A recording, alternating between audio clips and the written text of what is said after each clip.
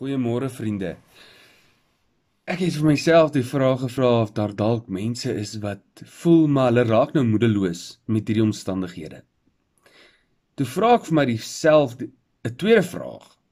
En die vraag is: wat is ons rede om te wees? Om hier te wees? Wat is ons rede vir lewe?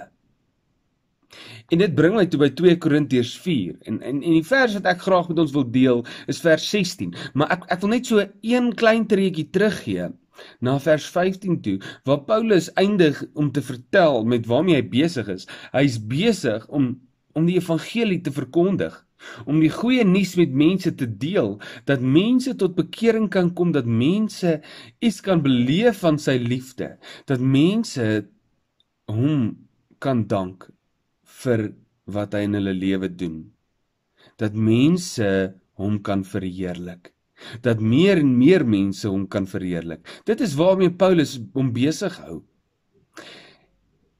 En wie hy, op die ou eind, is dit ons rede vir lewe, om God te verheerlik.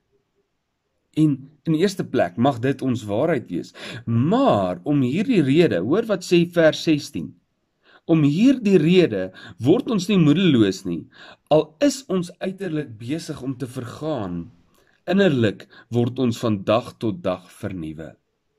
Vriende, die wonder is, dat al is ons besig om te lewe in 'n moeilike tyd, waar ons dalk siek mag word, in hierdie tyd sal ons nie moedeloos raak nie, of soos die boodskapvertaling sê, ons sal nie tou ingooi nie. Nee, want God is by ons, God is by jou, hy sien jou raak. Hy is daar om ons lewe nuut te maak, elke dag, heeldag. Ontvang sy nuut in jou lewe.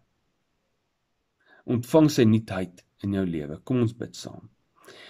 Hemelvader, ons wil vandag aan U al die eer gee, want U is God, U is koning, U is ons Here, en daarom verheerlik ons U. Ons prys U. Hemelvader, ons vra dat U ook U teenwoordigheid in ons lewens sigbaar sal maak, dat ons U sal raak sien in ons lewens, en dat ons nie moedeloos sal raak in hierdie tyd nie. Aan U, Here, kom toe al die lof, eer en aanbidding in Jesus se naam. Amen.